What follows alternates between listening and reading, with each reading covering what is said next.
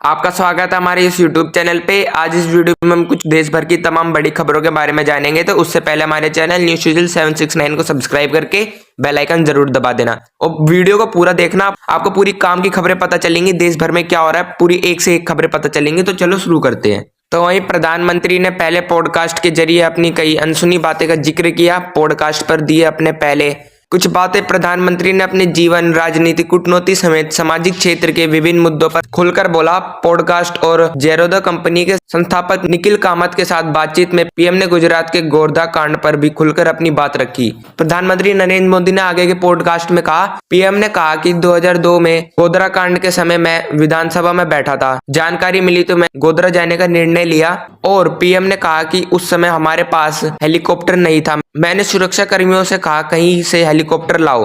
तब ओएनजीसी का हेलीकॉप्टर मिला, लेकिन वो जाने से मना कर दिया क्योंकि उसका इंजन सिंगल था। उन्होंने कहा कि वीआईपी को इसमें सफर नहीं कराया जा सकता। तो फिर उस बात पर पीएम मोदी ने कहा, मैं वीआईपी नहीं हूँ और मैं लिख कर देता हूँ कि अगर कुछ होता है तो मेरी जिम्मेदारी होगी और मैं वहां जाऊंगा। तो वही दूसरी खबर बिहार से सामने आते हुए टोल प्लाजा पर जाम की वजह से हुई घटना। बताया जा रहा है कि भरीमा गांव की प्रसूति महिला गरिमा पांडे को लेबर होने पर परिजन उसे निजी वाहन से अस्पताल ले जा रहे थे। टोल प्लाजा पर जाम होने के कारण उन्हें घंटों भर इंतजार करना पड़ा। भीषण जाम के कारण गर्भवती महिलाओं को अस्पताल पहुंचने में देरी हो गई और नवजात की गर्भ में ही मौत हो गई। चलो बढ़ते हैं अगली खबर की तरफ।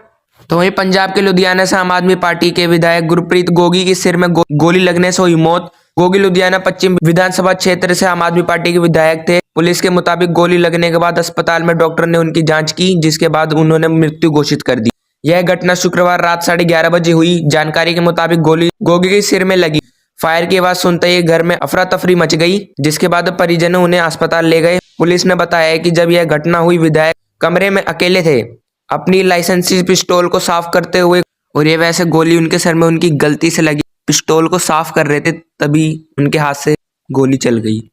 तो वहीं दूसरी खबर, देश की राजधानी दिल्ली और उसके सटे एनसीआर के इलाके सहित पूरे उत्तर भारत में सर्दी का सीतम जारी है। इस बीच दिल्ली वासियों को सर्दी का डबल अटैक भी लग सकता है। अगले कुछ दिनों में दिल्ली में बारिश हो सकती है, जिसके चलते दिल्ली की ठंड में और इजाफा होने की संभावना है।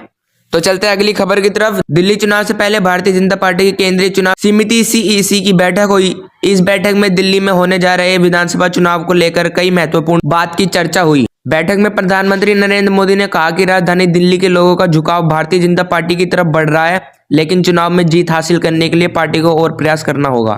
तो वहीं दूसरी खबर सामने आते हुए उत्तर प्रदेश में होने वाले 2027 के विधानसभा चुनाव में पहले मिल्कीपुर उपचुनाव बेहद महत्वपूर्ण पड़ाव है, जिसका रिजल्ट अखिलेश यादव और योगी आदित्यनाथ दोनों के लिए सियासी मिसाल साबित होने जा रहा है। मिल्कीपुर उपचुनाव की अहमियत हाल ही में यूपी की 9 विधानसभा सीटों पर उपचुनावों के बराबर ही मानी जानी चाहिए, क्योंकि मिल्कीपुर का मामला सीधे अयोध्या के रिजल्ट से जुड़ा हुआ है, जहां फैजाबाद लोकसभा सीट पर समाजवादी पार्टी ने बीजेपी को हरा दिया था, और वह भी ऐसे दौर में जब राम मंदिर उद्घाटन के साथ ही अयोध्या आंदोलन की शुरुआत हुई थी। तो वहीं दूसरी खबर, दिल्ली के पूर्व मुख्यमंत्री और आम आदमी पार्टी के संयोजक अरविंद केजरीवाल ने यह बताया कि जाट आरक्षण के मुद्दे पर अरविंद केजरीवाल ने गुरुवार को प्रेस कॉन्फ्रेंस की थी। इस दौरान उन्होंने कहा कि प्रधानमंत्री और गृह मंत्री ने 4 बार जाट समाज के आश्वासन दिया, लेकिन आरक्षण नहीं दिया। भारतीय जनता पार्टी कह रही है कि अरविंद केजरीवाल को चुनाव से 25 दिन पहले जाट समाज की याद क्यों आ रही है। दिल्ली चुनाव के लिए वोटिंग में 1 महीने से कम बचा है। चुनाव से पहले इस मुद्दे को आने पर सवाल भी उठ रहे हैं।